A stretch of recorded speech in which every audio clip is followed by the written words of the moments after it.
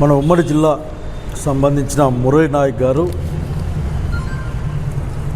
భారత పాకిస్తాన్ మధ్య జరుగుతున్న కాన్ఫ్లిక్ట్లో యుద్ధంలో అమరత్వం పొందారు. నిజంగానే శౌర్య ప్రతాపాల దృష్ట్యా గొప్పగా చెప్పుకోవడానికి అవకాశం ఉన్నప్పటికీ, గొప్పదైనప్పటికీ ఆ వీరుని మరణాన్ని మనం ఖచ్చితంగా ఈ రోజున భారతదేశ పౌరులుగా అత్యంత శ్రద్ధాభక్తితో గౌరవించాల్సిన అవసరం ఉంది. ఖచ్చితంగా వీరమరణం పొందిన నాయక్ గారు వీరలోకానికే చేరుకుంటారు. వారి ఆత్మ ఎప్పుడు సంతోషంగా ఉండాలని భారతదేశ ప్రజల తరఫున, అట్లాగే వైఎస్ఆర్సీపీ ఆంధ్ర జిల్లా తరఫున నేను కోరుకుంటా ఉన్నాను. వాళ్ళ తల్లిదండ్రులకు, వాళ్ళ కుటుంబానికి కూడా ఒక మనోధైర్యాన్ని ఇవ్వడానికి ఇప్పటికే మా నాయకుడు జగన్మోహన్ రెడ్డి గారు పరామర్శించున్నారు. మా పార్టీ నుంచి తగిన కార్యక్రమాలు చేపట్టబడతాయి. అంతేకాకుండా రాష్ట్ర కేంద్ర ప్రభుత్వాలు కూడా సంయుక్తంగా అండగా ఉండాలని, వారి కుటుంబానికి ఈ సమయంలో ఖచ్చితంగా ధైర్యం అన్నది పాదుగొల్పేందుకోసం ఆ విశ్వాసాన్ని దేశం కల్పిస్తుందని భరోసాతో చెప్పుకుంటూ, అట్లాగే వారి కుటుంబాన్ని ఈ కష్టకాలంలో వాళ్ళతో మనమున్నామని చెప్పుకుంటూ వాళ్ళ కుటుంబానికి ప్రగాఢ సానుభూతిని తెలియజేస్తూ ఉన్నాను. స్నేహితులారా, ఈ రోజున మన రాష్ట్ర ముఖ్యమంత్రి నారా చంద్రబాబు నాయుడు గారు అనంతపురం జిల్లా పర్యటనకి ఉరవకొండకు వచ్చారు. ఉరవకొండలో ఆయన హంద్రీనీవా కాలువని, దాని పనుల్ని సమీక్షించాలనొచ్చో పర్యవేక్షించాలనొచ్చో మొత్తం చూశారు. అట్లాగే ఛాయాపురంలో అనుకుంటాను మీటింగ్ పెట్టుకొని ప్రజా దర్బార్ అని ఆ ప్రజా వేదిక ఆ పేరు మీద చాలా మాటలు మాట్లాడారు. నేను బాబు గారికి ఒకటే చెప్పాలనుకుంటున్నా, ఎన్నిసార్లు అనంతపురం జిల్లా ప్రజానీకాన్ని ఎండమావులు చూపించి ఆశల్లో వాళ్ళు విహరింపజేసి వాళ్ళతో ఎందుకు మీరు ఆడుకుంటారు? వాళ్ళ యొక్క బాధలతోనూ వాళ్ళ కష్టాలతోనూ నీళ్ళన్నీ మిగిలిపోతూ ఉన్నాయి. మిగులు నీళ్ళన్నీ వాడుకోవాలని మీరు అనుకున్నారా? పాపం నందమూరి ఆ సీనియర్ ఎన్టీఆర్ గారిని, తారక రామారావు గారిని గుర్తు తెచ్చుకున్న సంతోషం. మీరు గుర్తు తెచ్చుకున్న ప్రతిసారి పాపం రామారావు గారి ఆత్మ ఘోషిస్తూ ఉంటుంది ఎక్కడ మీరు గుర్తు తెచ్చుకున్నా. ఎందుకంటే మీరు చేసిన ఘనకార్యం ఏదో అతని ఆత్మకు తెలుసు, ప్రజలకు తెలుసు. కానీ మీరు చేసింది హంద్రీనీవాలో కూడా ఎన్టీఆర్ గారి యొక్క ఆత్మకు అశాంతిని మిగిల్చారు. సాగునీటి ప్రాజెక్టుగా మొదలైన హంద్రీనీవాను కేవలం తాగునీటి ప్రాజెక్టుగా మార్చిన గొప్ప ఘనత మీద విషయాన్ని మీకు గుర్తు చేస్తూ ఉన్నా. ఒకే ప్రాజెక్టుకు 2 సార్లు ఎన్నికలు 96లో ఒకసారి అనుకుంటా, సబ్జెక్టు కరెక్షన్, మళ్ళా 2004 ఎన్నికల ముందు ఒక్కసారి, ఒకే పథకానికి 2 నియోజకవర్గాల్లో 2 ప్రాంతాల్లో శిలాఫలకం వేసిన అత్యంత గొప్ప చరిత్రలో మీరున్న విషయాన్ని గుర్తు చేస్తూ ఉన్నాను. 5 టీఎంసీల తాగునీళ్ళకు కుదించారు మీరు. ఈరోజు మీరు ఏ విధంగా అసలు హంద్రీనీవా నాదే అని చెప్పుకుంటున్నారో మాకు అర్థం కావడంలే. రాజశేఖర రెడ్డి గారి యొక్క ఆలోచన, ఆ పని పూర్తి చేసే ఆలోచన, తదనంతరం ఆ రాజశేఖర రెడ్డి గారు అనుచరులుగా ఉన్నవాళ్ళు, వారి భావజాలంలో ఉన్నవాళ్ళు కర్నూలు నుంచి, మాల్యాల నుంచి జీడిపల్లి వరకు 40 టీఎంసీలు దాదాపు పైగా ఎంత వీలైతే అని తీసుకొచ్చిన ఉద్దేశంతో నీళ్ళు నడిపించుకొని తీసుకొని వచ్చాము ఇక్కడికి. మీకు గుర్తు లేకపోతే నేను చేయగలిగింది ఏమీ లేదు. ఎందుకంటే మీరు చాలా కన్వీనియంట్గా మర్చిపోతారు. రామారావు గారిని మర్చిపోతారు, రామారావు గారు చేసే అన్యాయం మర్చిపోతారు, 2 శిలాఫలకాలు మర్చిపోతారు. కానీ గుర్తు చేస్తూ ఉన్నాం, ఈరోజు జీడిపల్లికి నీళ్లు వచ్చినా కుప్పం దంకా తీసుకుపోతామని మీరు చెబుతున్నా అది ఆనాటి రాజశేఖర రెడ్డి ఆయన యొక్క పరివారం సాధించిన ఒక ఘనత తప్ప ఇంకోటి కాదు. అంతకుముందు ఈ జిల్లాకు మీరు ఒక్క చెంబు నీళ్లు కూడా తీసుకొని రాలే. మీరు గుర్తుపెట్టుకోవాలి ఆ విషయాన్ని. అట్లాగే వెయిట్ చూసాం మీరు చాలా రోజులుగా ఇక్కడ ప్రజా ఐక్య వేదికల మీద అనేక సంస్థలు ఉద్యమాన్ని చేస్తూ ఉన్నాయి. హంద్రీ నీవాను వెడల్పు చేయండి, కేవలం 3,600 కాదు 10,000 క్యూసెక్కులకు అనుకూలంగా హంద్రీ నీవాను వెడల్పు చేయండి, ఆ లైనింగ్ పనులు ఆపేసేయండి, వీలైన ఎక్కువ నీళ్ళు తీసుకోండి, కరువుతో అల్లాడే రాయలసీమ జిల్లాకు తీసుకెళ్ళండి, అతి తక్కువ సమయంలో బ్యాక్ వాటర్ని ఎక్కువ తీసుకొని ఈ జిల్లాల యొక్క దాహార్తిని తీర్చండి మీరు అని అడిగాం. లేదు నేను పూర్తి చేస్తాను, ఖరీఫ్ కల్లా నీళ్ళు ఇస్తాను చెప్పిపోతే పెద్ద మనిషి ముఖ్యమంత్రి గారు పాపం ఖరీఫ్ అంటే చాలా దూరం ఉందనుకుంటున్నాడు. ఖరీఫ్ అంటే నెల తర్వాతనే జూన్లోంచి మొదలవుతుంది ఖరీఫ్. బహుశా ఎన్నికలు అనుకుని ఉంటాడు. ఖరీఫ్ అంటే ఒక నెలలో మొదలవుతుంది, నెలలో పూర్తి చేసి మీరు నీళ్ళు ఇస్తామని చెప్తా ఉన్నారు. ఆ లెక్కలేదో, ఆ డబ్బుల అనౌన్స్మెంట్ ఏదో, ఆ ప్రణాళిక ఏదో మీరు మా ముందు పెట్టమని, మా జిల్లా ముందు పెట్టమని మేము డిమాండ్ చేస్తూ ఉన్నాం. అట్లాగే మీరు మాట్లాడుతూ డ్రిప్ ఇరిగేషన్ గురించి మాట్లాడారు. అనంతపురం జిల్లా హార్టికల్చర్లో అగ్రస్థానాన్ని చేర్చింది జగన్మోహన్ రెడ్డి గారు, అంతకుముందు రాజశేఖర రెడ్డి గారు ఆలోచన విధానం తప్ప మీరు కాదన్న సంగతి గుర్తు చేస్తూ ఉన్నా. నేను ఇన్వెన్షన్ ప్రధానికి మీరే ఇన్వెన్షన్. ఆఖరికి హైదరాబాద్ సిటీ కట్టిన కులీ కుతుబ్ షా ఎక్కడికి పోయాడో కానీ అసలు నేనే కట్టా, నేనే నిర్మించానని చెప్పుకునే ఒక అనేక విషయాలు వింటూ ఉంటాం. ఆ దాంట్లో భాగం అయ్యా ఈ జిల్లా రైతాంగం డ్రిప్ స్ప్రింక్లర్ల యొక్క నీటి పారుదల పద్ధతుల్లో ఒక విప్లవాన్ని సాధించింది. కానీ మీ దగ్గర నుంచి తగిన ప్రోత్సాహం లేదు. మీరు తక్షణం ఈ జిల్లాలో సన్నకారు రైతులు, చిన్నకారు సన్నకారు రైతాంగానికి మొత్తం 100% ఫ్రీగా డ్రిప్ ఇరిగేషన్, స్ప్రింక్లర్ ఇరిగేషన్ ఇవ్వాలి. 100% ఎస్సీ ఎస్టీలకు ఇచ్చాం, 90% చిన్న సన్నకారు రైతులకు ఇచ్చాం. అట్లాగే ఎవరికైనా సరే 70% సబ్సిడీ అని ప్రకటించాం. నిజంగా మీకు మా జిల్లా మీద ప్రేమ ఉంటే చిన్న సన్నకారు రైతాంగం అందరికీ కూడా ఉచితంగా కాల పరిమితికి లోబడిన డ్రిప్ ఇరిగేషన్ ఇవ్వండి, స్ప్రింక్లర్ ఇరిగేషన్ ఇవ్వండి. పెద్ద రైతాంగం అంటే మా దగ్గర 30 ఎకరాలు ఉన్న లాభం లేదు. ఇక్కడ వాళ్ళకి 90% సబ్సిడీతో ఇవ్వమని చెప్తా ఉన్నాం. మీరు ఇంకా ఆలోచించ మర్చిపోయారు చంద్రబాబు నాయుడు గారు. అదేంటంటే ఈ వ్యవసాయంలో బహుశా మీకు వ్యవసాయం తెలియదు, ఎందుకంటే వ్యవసాయం పట్ల మీకు తక్కువ దృష్టి ఎప్పుడూ ఉంటుంది. వ్యవసాయం దండుగానే భావంతో చాలాసార్లు మాట్లాడారు మీరు. మీ పరిపాలనలో, మీ యొక్క పాలనలో 2 కోట్ల మంది పైగా దాదాపు వ్యవసాయాన్ని వదిలేసాను ఒక లెక్క ఉంది మా దగ్గర, అంటే ప్రపంచం ముందర. మీరు ఆ రోజున ప్లాస్టిక్ పైపులు 300 రూపాయలకు వచ్చేది, ఈ రోజున 1800 రూపాయలు ఉన్నాయి. కనుక అనంతపురం జిల్లా రైతుకు అన్నింటినీ 90% సబ్సిడీ ఇచ్చే విధంగా ప్రయత్నం చేయాలి. చిన్న రైతులకి ఉచితంగా ఇమ్మని మేము డిమాండ్ చేస్తూ ఉన్నాం. ఇంకెంతో కాలం లేదు. ఆఖరికి హంద్రీ నీవా సుజల స్రవంతి అనంతపురం జిల్లా కళ్ళ పంటది. ఆఖరికి ఈ జిల్లాలో అన్ని చెరువులకు నీళ్ళు ఇవ్వాలి. మీరు కాలువలు తవ్వేది ప్రారంభించండి.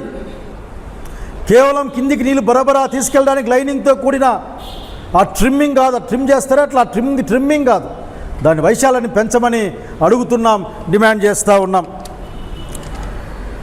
చంద్రబాబు నాయుడు గారిని చూస్తే నాకు ఎప్పుడు ఒక ఆశ్చర్యము, బాధ, ఒక్కోసారి అర్థం కాదు. చంద్రబాబు నాయుడు గారు ఈ రాష్ట్రం, ఈ దేశం యావత్తు ఈ రోజున పెహల్గాం సంఘటన తర్వాత ఒక విధమైన ఉద్రేకంలోనూ, ఒక బాధలోనూ, కోల్పోయిన ప్రాణాల పట్లగా అనుబంధంతో ఈ రోజున అన్ని ప్రయత్నాలు చేస్తూ ఉన్నారు భారత ప్రభుత్వంతో తప్ప. ప్రతి ఒక్కరు మాట మాట్లాడతారు. ఎట్లా సన్నిద్ధంగా ఉండాలి, ఎట్లా మ్యాక్ డ్రిల్ చేసుకోవాలి, ఏ విధంగా మనం ఆఫీసర్లను పెట్టుకోవాలి, దానికి ప్రణాళిక ఏంది. చంద్రబాబు నాయుడు గారు ఈ టైంలో మీరు ఎప్పుడన్నా దీనిపైన సీరియస్గా మాట్లాడారా అడుగుతూ ఉన్నాం మేము. ఆఖరి మీరు ఎక్కడైనా డీజీపీతోనో సిఎస్తోనో ఇంకా సంబంధిత అధికారులతోనో కూర్చొని అసలు మీ యొక్క ఈ రాష్ట్రాన్ని రాష్ట్ర ప్రజల్ని ఏ విధంగా కాపాడుకుంటామన్న ఒక జరిగిందా? బహుశా మీ రహస్యం అంటారేమో, కానీ కేంద్ర ప్రభుత్వ సమావేశాలే మనకు తెలుస్తూ ఉన్నాయి.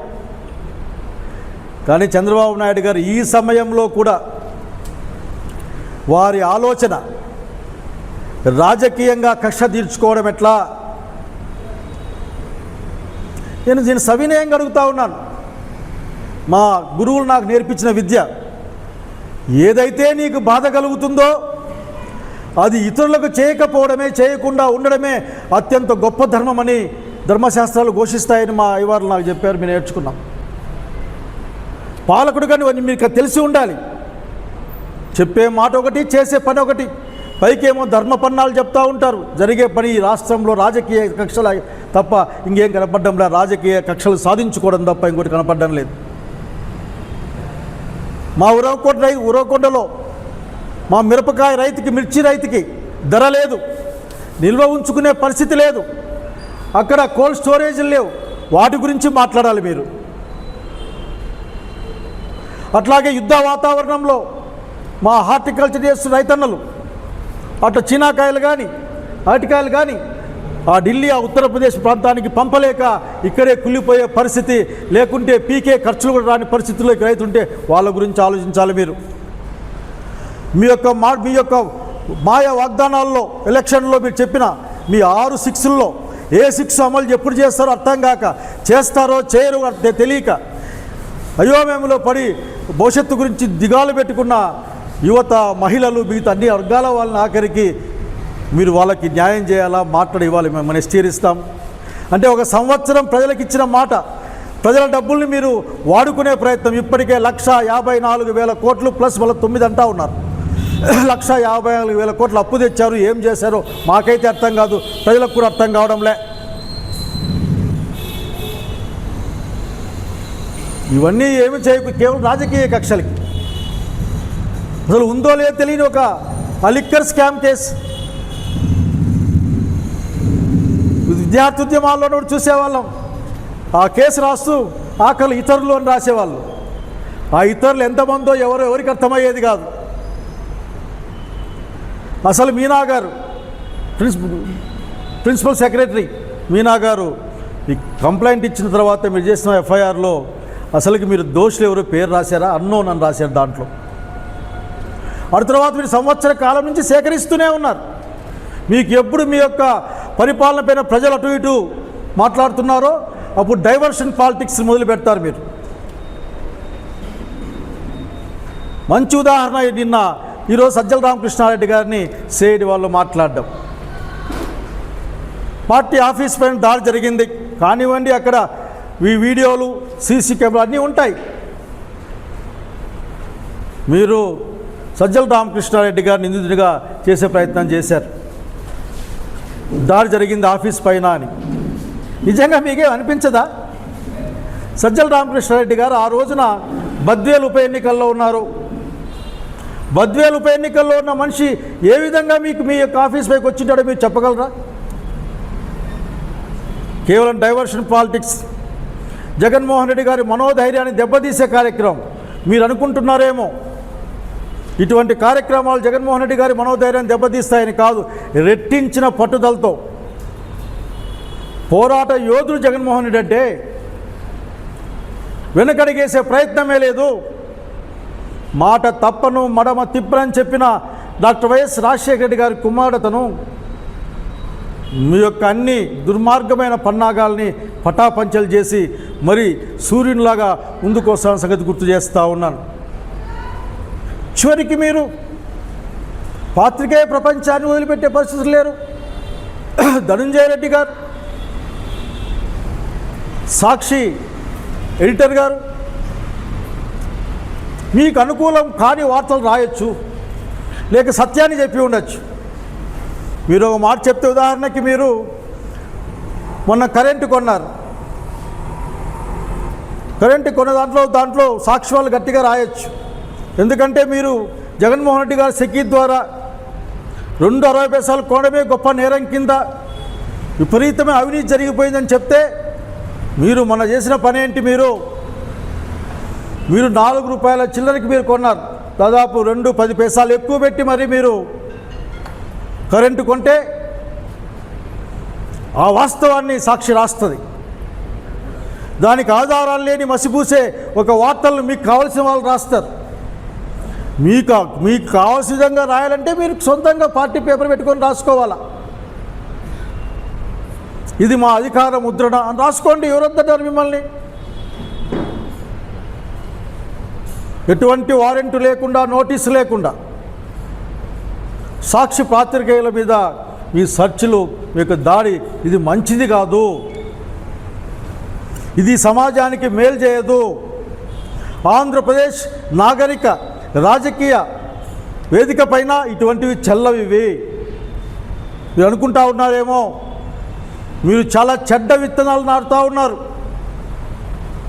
మీరు చాలా చెడ్డ విత్తనాల్ని ఆంధ్రప్రదేశ్ రాష్ట్ర సామాజిక, రాజకీయ, ఆర్థిక రంగంలో మీరు నాటుతూ ఉన్నారు. మీరు చెడ్డ విత్తనాలు నాటి చెడ్డ ఆలోచనతో మీరు వ్యవసాయం చేస్తే మంచి ఫలితం రాదు. ఆఖరికి ఆ ఫలితం వచ్చిన రోజున అది మీకు కూడా తగులుతుంది. గుర్తుపెట్టుకోమని కోరుతా ఉన్నా. గతంలో ఒక మాట ఉండేది, నీవు నేర్పిన విద్య నీరజాక్ష అని. ఇది అందరికీ అప్లై అవుతుంది. మీరు ఒకటి నేర్పిస్తే దాని మీద పిహెచ్డీలు జరుగుతాయి. కనుక ఒక మంచి వాతావరణం కోసం ప్రయత్నం చేయండి చంద్రబాబు నాయుడు గారు అని మా ముఖ్యమంత్రి గారు కనుక మిమ్మల్ని రిక్వెస్ట్ చేస్తూ ఉన్నాను. ఇక్కడ ఎవరు భయపడే వాళ్ళు లేరు. పాపం వైసీపీ కార్యకర్తలు భయపడరు ఇక్కడ. చివరికి ఎట్లయిపోయిందంటే ఈ రాష్ట్రంలో హింసా ప్రవృత్తి పెరుగుతున్న సంగతి గమనించండి చంద్రబాబు నాయుడు గారు. గతంలో లేని విధంగా సమస్య పరిష్కారానికి హింసే అనే నమ్మేదానికి రాష్ట్రంలో ప్రజలు వస్తున్న విషయాన్ని గుర్తుపెట్టుకోమని కోరుతా ఉన్నా నేను. మనం చదువుకోవచ్చు. సింహాచలంలో గోడ కూలి ఒక 8 మంది మరణిస్తే దాన్ని కాంట్రాక్టర్ మీద అధికారులను ఎట్టేయచ్చు. అక్కడ పర్యవేక్షించిన 5 మంది మంత్రుల గురించి మీరు మాట్లాడరు, ఆలోచించరు. ఇంకొకటి ఎట్టేసే కార్యక్రమం ఇప్పుడు అంతే కదా. దేశం మొత్తం పాకిస్తాన్తో ఉన్న మన గొడవ, మన జరగబోయే యుద్ధం, జరుగుతున్న యుద్ధం ఏ విధంగా ఉండాలని ఆలోచిస్తూ ఉంటే మీరు మాత్రం, మీకు సంబంధించిన వాళ్ళు మాత్రం జగన్మోహన్ రెడ్డి గారి గురించి మాట్లాడతారు. ఎక్కడో ఏదో కేసులో తీర్పు వస్తే జగన్మోహన్ రెడ్డి గారిని మా నాయకుడు రాజశేఖర రెడ్డి గారిని లాగే ప్రయత్నం చేస్తారు. నేను ఒకే ఒక ప్రశ్న మీకు వేయాలనుకుంటా ఉన్నా, మొత్తం అందరికి కూడా, ప్రజానీకానికి, తెలుగుదేశం పార్టీ అభిమానులకు, అలాగే హార్డ్ కోర్కి ఆలోచించండి. రాజకీయం అంటే ఏంది? రాజకీయం దేనికోసం మీరు మాట్లాడుతున్నారు, అరుస్తున్నారు? ఒక ఆయన వస్తాడు లావుగా, తెల్లగా, అట్లా పెద్దగా ఒక ఆయన ఉంటాడు. ఆయన మాట్లాడితే బూతులే మాట్లాడతాడు. ఆయన బూతులు మాట్లాడి ఆఖరికి నేనేం చేశాను అని అమాయకంగా మొహం పెడతాడు. మీకు తెలియదేం కాదు, చంద్రబాబు నాయుడు గారికి వాళ్ళ యొక్క మొత్తం పరివారం అడుగుతూ ఉన్నా, ఈరోజు బాబు గారు బయట బెయిల్ మీద ఉన్నారా లేకపోతే ఎట్లా ఉన్నారు? దాదాపు 20 కేసులు నడుస్తున్నాయే. 21 మర్చిపోయిన నంబర్ ఆఖరికి, ఎందుకంటే అట్లా విషయం గుర్తుపెట్టే అలవాటు మాకెవరికి లేదు కాబట్టి. దాదాపు 20 పైనే ఉన్నాయి. బెయిల్లే కదా. కనుక మీరు మా వైపు ఒక వేలు చూపించే కార్యక్రమంలో చంద్రబాబు నాయుడు వైపు 4 వేలు చూపిస్తున్న విషయం మీరు గుర్తుపెట్టుకోవాలి. సత్యం జయిస్తున్న బలంగా నమ్ముతాం మేము. రాజ్యాంగబద్ధమైన, అంబేద్కర్ రాజ్యాంగబద్ధమైన పరిపాలన నమ్ముతాం మేము. న్యాయాన్ని కూడా నమ్ముతాం మేము. కొద్ది రోజులు కేంద్ర రాష్ట్ర ప్రభుత్వాల్లో మీరు భాగస్వామి. కేంద్ర రాష్ట్ర ప్రభుత్వాల్లో మీ యొక్క పొలిపోటు నడుస్తూ ఉంది. కొద్ది రోజులు మీరు చేసే ఈ రాజకీయ జిమ్మిక్కులన్నీ నడవచ్చు, ఈ ప్లే ఉండొచ్చు. అదే ఎప్పటికీ ఉండదన్న విషయాన్ని గుర్తుపెట్టుకోవాలా. ప్రజలు దాన్ని తిరస్కరిస్తారు. ప్రజలు తిరగబడి మీకు సమాధానం చెప్తారు. కనుక ఇప్పటికే అడుగుతా ఉన్నాం, మా జిల్లాకు వచ్చి చెప్పిన మాట చెప్పి ఏమీ చేయకుండా అది చేస్తా, ఇది చేస్తా మీరు మొన్న కూడా అడిగాం చంద్రబాబు నాయుడు గారు, మీరు గత ప్రభుత్వంలో మీ గత ప్రభుత్వంలో మీరు చెప్పిన ఒక పెద్ద విమానాశ్రయం ఎక్కడ మా దగ్గర, అట్లాగే విమానాల మరమ్మత్తు కేంద్రం మెయింటెనెన్స్ కేంద్రం సత్యసాయి జిల్లా పుట్టపర్తిలో ఎక్కడ, ఆధ్యాత్మిక కేంద్రంగా మారుస్తామని మీరు చెప్పి మాలాంటి వాళ్ళకి అనుమానం వచ్చినా భయం వేసినా ఆ పెనుగొండలో కట్టిన మీ ఇస్కాన్ టెంపుల్ ఎక్కడ?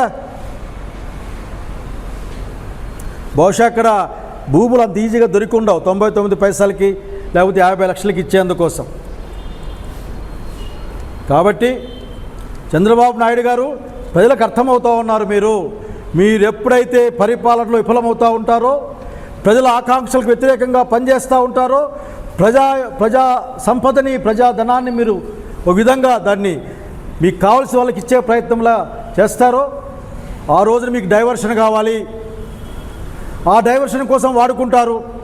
ఆ డైవర్షన్లో మాట్లాడుతూనే ఉంటారు. మాట్లాడుతూ చివరికి మొన్న ఏదో కేసు చూశారు సుప్రీంకోర్టు, తదుపరి చర్యలే కేసు చేపట్టవద్దండి అని చెప్పిన ఒక ఉత్తరం చూశాను. ఐపీఎస్ అనుకుంటాను ఆఖరికి. కనుక ఈ జిల్లాకు మీరు వచ్చిన తర్వాత మాకు వచ్చిన ఖర్చు తప్ప, మొన్న విజయవాడకు వచ్చిన అమరావతికి వచ్చిన పునర్నిర్మాణ సభకైన ఖర్చు మిగిలింది అదేం రాలే. ఏదో ఒక దగ్గు మాత్రం ఏదో ఇచ్చినట్లున్నారు. ఇక్కడేం రాలే. ఇక్కడ అది కూడా ఇచ్చినట్లు లేదు ఆయన ఆఖరికి. చేస్తాను, తెస్తాను, ఇస్తాను, పోతాను అనే మాటలు తప్ప. కనుక హంద్రీనీవా ఎక్స్పాన్షన్ 10,000 క్యూసెక్కులు ప్రతిరోజు రావడానికి, 10,000 క్యూసెక్కుల ప్రవాహంతో కెపాసిటీతో మీరు ఎట్లా చేస్తారు? ఎంత నిధులు కేటాయించారు? ఎప్పటిలోగా పూర్తి చేస్తారు? అట్లాగే అనంతపురం జిల్లాలో ప్రతి చెరువుకు, ఉమ్మడి జిల్లాలో ప్రతి చెరువుకు నీళ్లు పోవడానికి ఆ కాలువ ఎట్లా తీస్తారు? ఎప్పుడు పంపిస్తారు? ఏ విధంగా పంపిస్తారు? మా రైతుకి ఎట్లా నీళ్ళు అందజేస్తారు మీరు? మా రైతుకు మీరు అన్ని ప్రాంతాలు కూడా మా drip irrigation, sprinkler irrigation experts మేము. చివరికి నీళ్ళు లేకపోతే మా రైతులు తమ చెమటతో పంట పండిస్తారు. ఎట్లా మీరు చేస్తారు? వాళ్ళకి సబ్సిడీ ఎంత ఇస్తారు? ఏ విధంగా అందజేస్తారు? ఎక్స్పర్టైజ్ ఏ విధంగా పెడతారు? ఒక హార్టికల్చర్, ఒక సమున్నతమైన అధునాతనమైన హార్టికల్చర్ ఒక రీసెర్చ్ కేంద్రాన్ని ఎప్పుడు పెడతారు? మాకు ఇవి కదా మాకు చెప్పాల్సింది మీరు. మా పిల్లల చదువులకి మాకు వచ్చిన ఎయిమ్స్ని తీసుకెళ్ళారు మీరు మంగళగిరికి. మా మంగళగిరి తీసుకుపోయిన మా ఎయిమ్స్ని మాకు ఇస్తారా, లేక కొత్త ఎయిమ్స్ పెడతారా? అది కదా మీరు మాకు చెప్పాల్సింది ఇక్కడ. లేకపోతే మా పక్క జిల్లా రాయలసీమ వాళ్ళగా అడుగుతూ ఉన్నాం, మా యొక్క హైకోర్టుని తీసుకెళ్లారు. జగన్మోహన్ రెడ్డి గారు హైకోర్టు అక్కడ ప్రకటించారు, ఇస్తామని చెప్పారు. మీరేమో రావడమే అక్కడ ఏంది లేదు, బెంచ్ ఇస్తామని చెప్పి వెళ్ళారు. బెంచ్ కూడా ఉందో లేదో అర్థం కాని పరిస్థితి. కనుక ఈ జిల్లాకు వచ్చి ఇటువంటి మాటలు చెప్పడం మానేమని కోరుతా ఉన్నా. నేను ఇక్కడున్న ఒక మాట మీరు చెప్పారు, 14 ఎమ్మెల్యేలు ఇచ్చారు నాకు, 2 ఎంపీలు ఇచ్చారు అని. నిజమే, ఎవరు కాదని లేని విషయం అది. సరే, నాలాంటి వాళ్ళక ఇలా ఈవీఎంలో 25 లక్షల ఓట్లపైన ఎప్పటికీ అనుమానం ఉంటుంది. కానీ జిల్లా మొత్తం మీ అధికారాన్ని ముందుకు తీసుకెళ్ళడానికి 14 ఎమ్మెల్యే సీట్లు, ఎంపీ సీట్లు ఇస్తే చంద్రబాబు నాయుడు గారు మీరు ఎంత బాధ్యతగా పనిచేయాలి ఈ జిల్లా కోసం. ఈ జిల్లా కోసం మీరు ఏ విధంగా అత్యధికమైన నిధులు తెచ్చిపెట్టాలి. భారతదేశంలోనే జైసల్మీర్ తర్వాత అత్యంత తక్కువ వర్షపాతం ఉన్న జిల్లాగా చెప్పుకునే అనంతపురం జిల్లా, ఎడారికి ఆల్రెడీ న్యూక్లియస్ కేంద్రకం ఉన్న జిల్లా. ఈ జిల్లాకు మీరు ఇంకా ఎన్ని నిధులు, ఎన్ని తెచ్చిపెట్టాలి, ఎన్ని ఉద్యోగాలు రావాలి, ఎన్ని సంస్థలను తేవాలి, ఇవి కదా మీరు మాట్లాడాల్సిందే. ఖరీఫ్లో నీళ్ళు ఇస్తా అని చెప్తారా? ఇంక నెల కూడా లేదు, ఖరీఫ్ జూన్లో మొదలవుతుంది. ఇస్తే మంచిదే, ఆ ప్రణాళిక చెప్పండి, మేము కూడా నేర్చుకుంటాం. భవిష్యత్తులో వచ్చేది మేమే, మన అనుమానం ఏం లేదు. అది ప్రణాళిక చెప్పండి, మీరు చేసిన తప్పులేదో సవరించుకునే ప్రయత్నం చేస్తాం ఆ రోజున. కనుక చంద్రబాబు నాయుడు గారు దేశం మొత్తం గంభీరమైన పరిస్థితుల్లో ఉంది. మీరు ఈ దేశం గురించి, ప్రజల గురించి ఆలోచించాలి, మా ప్రాంతం గురించి ఆలోచించాలి. రాజకీయ కక్షలు తీర్చుకోవడానికి మాత్రం వాడుకోవడానికి వీలు లేదని మీకు చెప్పదలుచుకున్నాం. ఇంకో మాట చెప్పాలనుకుంటా ఉన్నా నేను, ఈ భారతదేశంలో రాజ్యాంగం ఒకటే, అది భారత సంవిధానం, డాక్టర్ బాబాసాహెబ్ అంబేద్కర్ ఇచ్చిన సంవిధానం. ఈ దేశం కోసం తమ ధనమాన ప్రాణాలని కోల్పోయిన స్వాతంత్ర సమరయోధుల యొక్క వాళ్ళ యొక్క ఆశయాలతో కూడిన ఆ యొక్క సంవిధానం అది దాని ప్రకారం పనిచేస్తే అందరికీ బాగా ఉంటుందని తెలియజేస్తూ ఉన్నాం. మరొక్కసారి అధికారులను కోరుతా ఉన్నా. స్నేహితులారా నమస్కారం. ప్రజల అభివృద్ధి కోసం ఉండాలి.